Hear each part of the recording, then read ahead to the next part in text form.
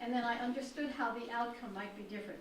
One story about that as an example, I did women's rights, prisoners' rights cases.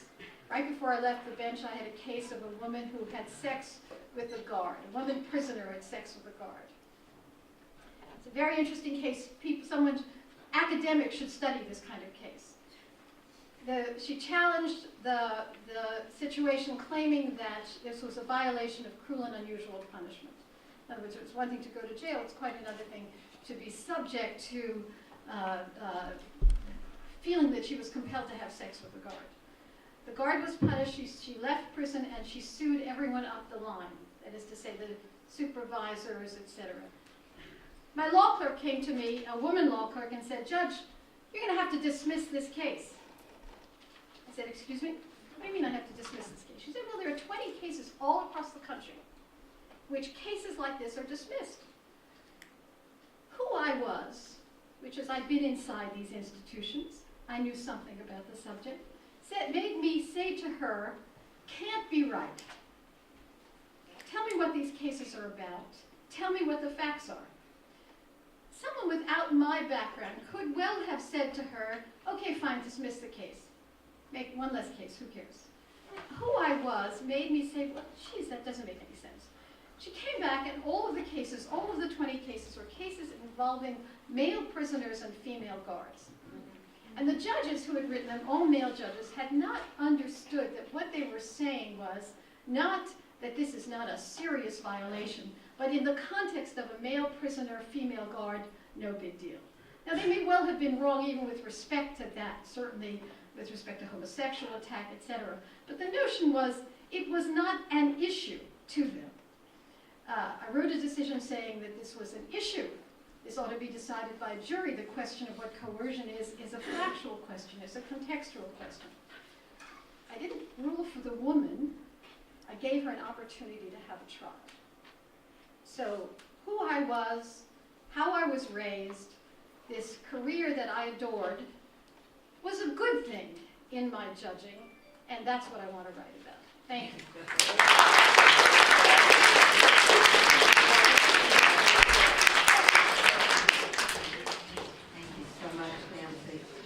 One or 2 minutes of questions. We have a final snippet of a presentation virtually, and then we'll have time for discussion, and then I'm going to reserve the very last 2 minutes to say a word about the Feminist Institution of Women's Studies and close with a snippet of a poem.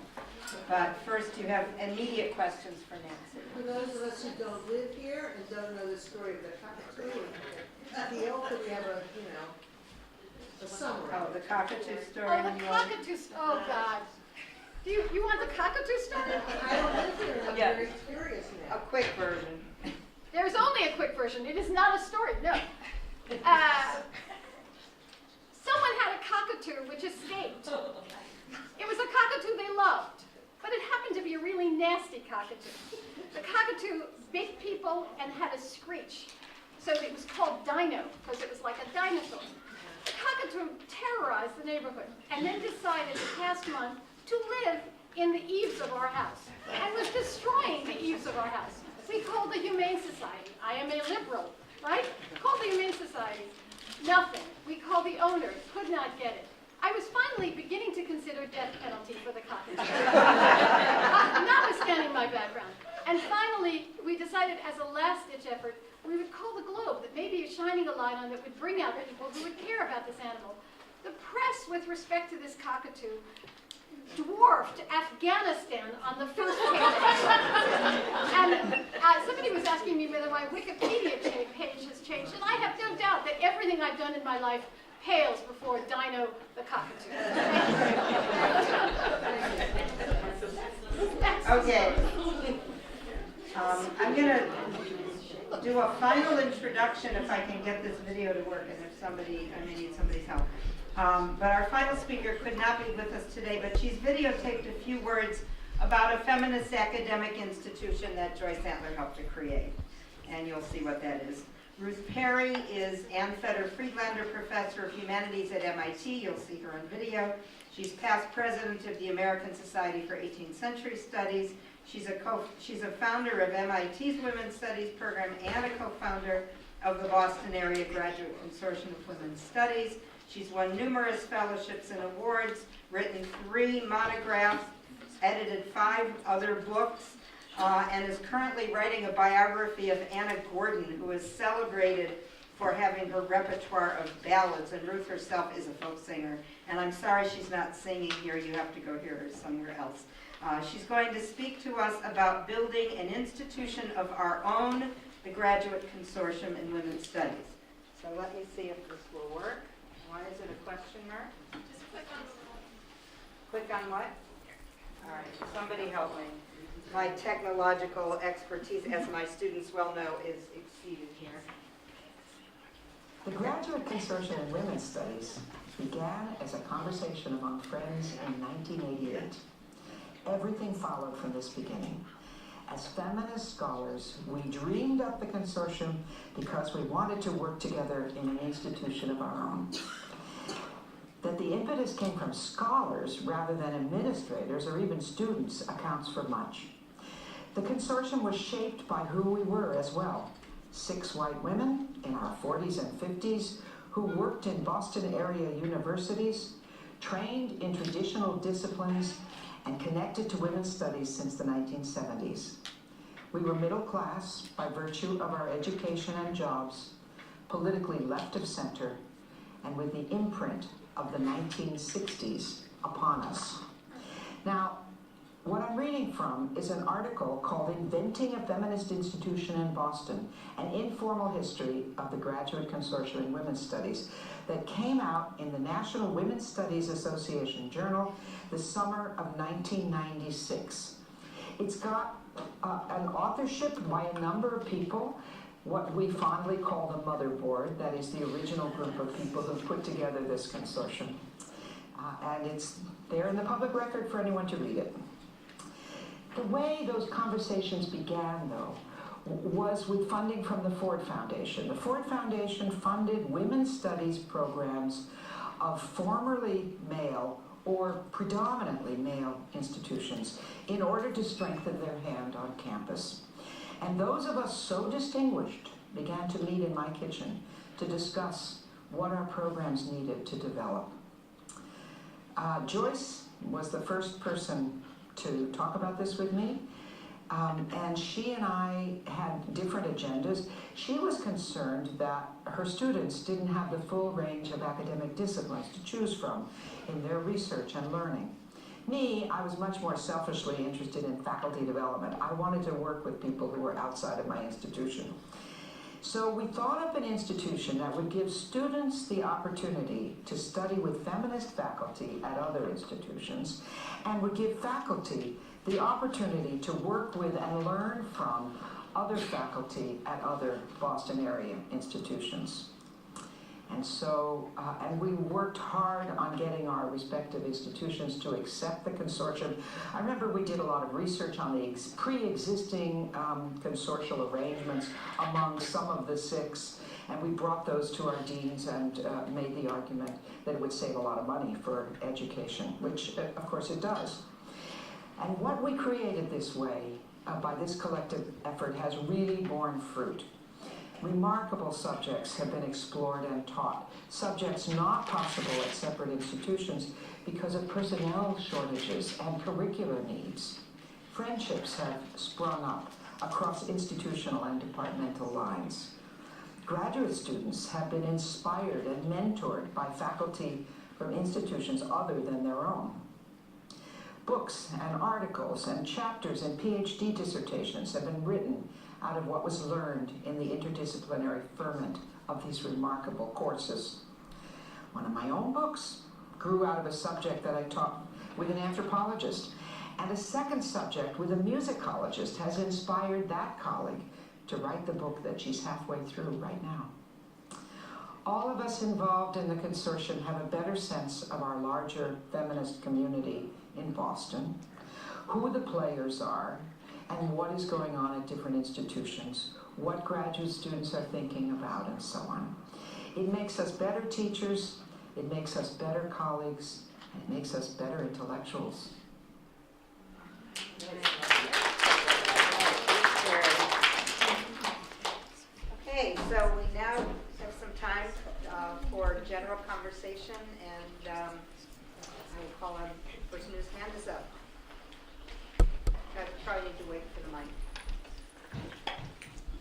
why don't, because this audience is so remarkable also, could you say who you are and just a phrase about that you'd like to share with us? My name is Tanir Oxman. I write on Jewish Women's Comics. And my question has to do with a couple of times in this panel and today in general, the question of generational differences has come up. And so, you know, in the context of caution, law students who are more cautious or women who are less willing to name themselves as feminists or as Jewish feminists. So I'm just wondering if anyone would like to speak to that, both in terms of why maybe this is and also what can be done about it. First of all, I think you have to, I want to acknowledge that the nature of the problem is different today. So that we were challenging overt, explicit discrimination, unwillingness to talk about certain issues about women's bodies, explicit exclusions. And in one sense, it was then easy to draw the connections between people when the exclusions are obviously gendered. It is surely much more difficult for you all to deal with being turned down for a job when you don't necessarily know that other women are treated the same way. In other words, where there'll be a rationale that will seem to be colorable, and you'll think, many of my students will think it's them individually. And that therefore you have to take a step that we didn't necessarily have to take, which is collective information gathering, which is looking at the institutional patterns and then organizing around them. So too often, particularly about gender, about combining career and family, I will hear women say, you know, my career will take this particular path, I'll make sure I'll marry someone who's good about my career, and I'll say, whether or not you can be a worker and a mother shouldn't depend upon the private choices of individuals. It should be an institutional issue. But so it's more difficult to organize because the nature of the problem is more nuanced, and I appreciate that. I wanted to say just two other comments on it. I think that what you just said is very insightful. I agree with it. The question of passing on these lessons to the next generation, in my view, nothing could be more important. My generation is aging No. and dying. And this week, Roz Baxendall, who was a great Jewish feminist, one of the founders of Red Stockings and other things, she passed away from cancer. 2 weeks before that, I was emceeing a memorial for Naomi Weinstein, a woman who I mentioned before. There's an organization I'm in called Veteran Feminists of America that in part was created to recognize the passing of a generation and hopefully passing it on to another generation. So in part just to affirm how important it is that we find the ways to connect and pass on both the lessons and new lessons from, there was a young woman who asked me would I be her mentor, and I said only if she'd be my mentor, because she is. There are new things that are needed now, not only the technology, but also new ways to deal with different issues and different, and the same issues in different ways. The second thing I wanted to say is just about how, and I alluded to this a little bit before, there is women's leadership not always identified as part of a women's movement, but it is increasingly vital. And I find some of the leadership of Black Lives Matter are young women. And the issues, some of them continue. There's an article by Gail Collins in the New York Times that I read today. It's about the disappearance of women from the workforce. We're now just above Turkey or something like that in the level of participation in the workforce of women, because we've been declining, because there is no child care. There's no adequate child care. There's no adequate supports for women who choose to make these decisions about, and it's an illusion to say at any one point in your life can you have it all. You can have it all if we organize and at different points in our lives. I just want to add a couple of footnotes. I totally agree with both of you. And one of the things that I experience with a bit of dismay at times is when I go to events that are intergenerational and an older woman, usually someone who's a peer, says, I don't see the younger feminists. I don't see the women's movement continuing.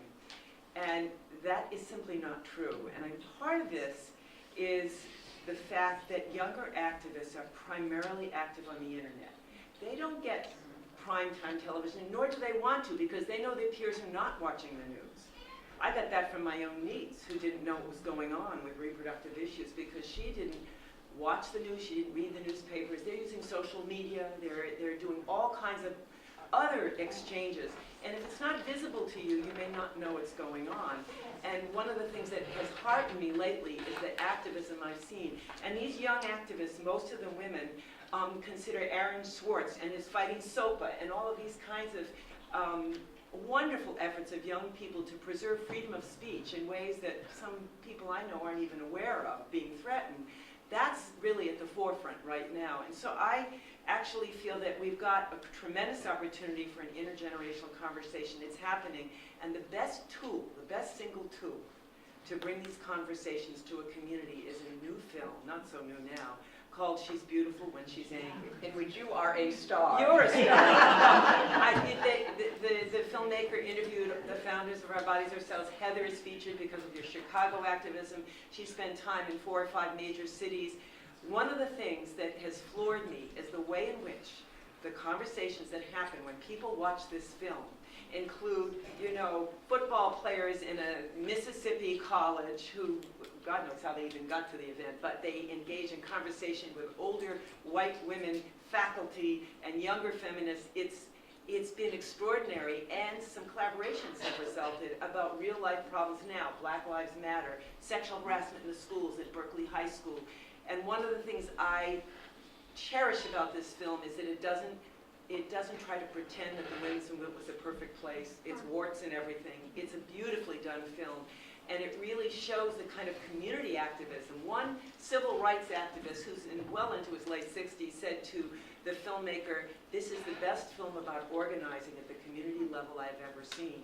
And that's why I want to recommend it to those of you who haven't seen it, but use it in a setting where young and old can get together and talk. We have a lot to learn from one another. But I think the advent of the internet has given us the opportunity to fight back with the big money that controls the media now completely. And that's why I'm encouraged like you are. Okay, we're very tight on time, so I see a couple of hands, but we're going to have to move really quick. Maybe take all the questions and then Yeah. we'll do one last round of responses. Yeah, I mean, we're supposed to stop in 1 minute, and I'm going to claim a minute no matter what. I see 1 minute, 2 minutes. I'm Rachel Sagan. I'm on the board of directors of the Women's Business Program at Brandeis. And both of you have, two of the speakers have spoken about the climate change movement. And I was wondering if you could speak about how you're bringing successes from the feminist movement, particularly in the 70s, how it's informing the climate change movement, or if it isn't. Okay, let's just get another question, and I think we're going to have to just take one more question. This is actually not a question, it's a comment about what we just talked about. I'm Barbara Dockin, and I think that, don't do that. Yes, we should. We recognize it and appreciate it. But part of what we haven't discussed here at all in terms of the Jewish piece is Jewish privilege now, and so many young and liberal Jews who don't want to identify with that, and I agree, there are so many young Jewish feminists out there doing such wonderful things, but we have some issues in the Jewish community around being Jewish and about privilege, and also about some of the older generation of Jewish feminists willing to recognize what young Jewish feminists are doing without mentioning that they're feminists. Thank you. You want to take the last question back, Intersectionality. and then you all can do a very quick response. I'm Karen Kennedy. I was the inaugural graduate research Closer. Can't hear you. Can you hear me? Can you hear me now? Yeah. Karen McGinnity, I was the inaugural graduate research fellow at the JWA back in the 90s. Wonderful experience. I'm currently the founding director of the Love and Tradition Institute, which is raising awareness about Jews, gender, and intermarriage. And my question for all of you, I was pleased to hear Heather in the very beginning mention our sisters and our brothers. And I know that men have been mentioned here today, and I don't need to change or revise the subtitle of the conference. And I'm glad to see men are here. But I'm wondering if you might address the issue of men in the feminist movement and the ways, it pains me that there's so many young women who resist identifying as feminists, but it keeps me up at night that there are so few men who identify as feminists. Okay, so two different questions, maybe each of you could talk very briefly about one of them. Climate change and what we can learn from feminism and men in feminism. I'll talk to you later about climate change because that's my passion now, but I want to say something about this last issue even more. I think that the engagement of young men and older men in violence prevention work, in fact I left a book upstairs called Some Men, Feminist Allies, and it's about the history of this. This is really one of the most critical pieces. There are young men who identify as feminists. They're having a hard time because, as we all know, you've got to get together in groups, you've got to have allies, you've got to have support. It's hard to be a single target out there. And men have to do this more than women at this point. Find male allies who speak up when they speak up, whether it's a sexist comment in the classroom or whatever. That is happening, and some of the newer publications that are quasi-academic, quasi for the, sort of lay audience, like Some Men, are really going to be important and I think pushing that discourse forward. But they're out there, and there are so many young men who are supporting, particularly in college campuses, these feminist battles, and they're still battles, unfortunately, in so many ways. But that's a movement that needs to be supported by everybody, young and old. It's got to be fostered. So I'm glad you raised it. Particularly the question of violence against women, we're never going to tackle this problem of gender-based violence without men at our sides every step of the way. Anybody else want to comment on either thing? We're going to wind down.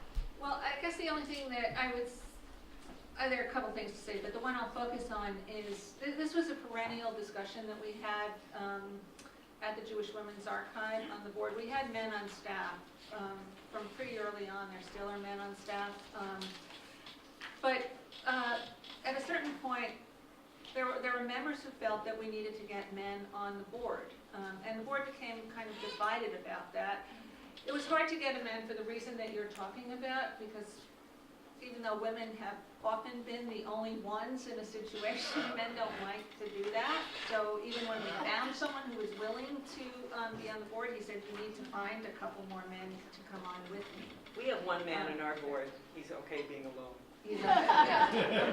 But I think the reason it came up for us, and the reason I wanted to mention it, is I think in terms of the question that Sue asked, in terms of sustaining women's institutions and feminist institutions, can they be sustained if we don't bring men into them in active ways?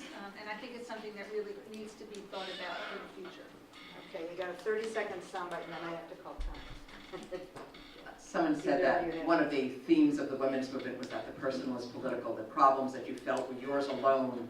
You realized others had it, and if others share the problem is social and needs a social solution. There are different levels to fighting this fight. In one way, it is allowing women to come together and find their own identity and find their own voice with the reinforcement they can find as women. It's also true that when men stand up with women and wear the same shirt that says, this is what a feminist looks like, that at that point we have a much stronger movement, a much stronger society, because the society is both changed by what we do and we are changed. I did want to draw attention, I've been looking for this picture. I would actually like the rights to it, but I would like access to it. But this is me pushing. I have two sons who are now in their late 40s, mid-40s, and this is pushing two sons who are now, this is what a feminist looks like. All right, so I know we have to stop, but I'm going to still take 1 minute and say a word about women's studies. Okay, Joyce and I both came of age when feminists were being fired, not hired. And Joyce herself says that when she was at Brandeis as a student, she had no women professors. So in 1988, when she came, 1980, I'm sorry, when she became chair of Women's Studies, she really turned Women's Studies into an institution. She says that when she got here, there was nothing. There was not even a typewriter, let alone a place or staff. And Joyce really made Women's Studies the institution that it is today. So I want to end with a little piece of a poem. It's a tribute to Joyce, but it's also an encouragement to all of us to turn this country into a feminist institution, to turn the world into a feminist institution. And ironically, or not so ironically, Heather was going to read the same poem at the end. And it's just a snippet from Marge Piercy's poem, The Low Road. 3 people are a delegation, a committee, a wedge. With 4, you can play bridge and start an organization. With 6, you can rent a whole house, eat pie for dinner with no seconds, and hold a fundraising party. 12 makes a demonstration, 100 fill a hall, 1,000 have solidarity and your own newsletter, 10,000 power your own paper, 100,000 your own media, 10 million your own country. It goes on one at a time. It starts when you care to act. It starts when you do it again after they say no. It starts when you say we and know who you mean. And each day you mean one more. Thank you. Thank you.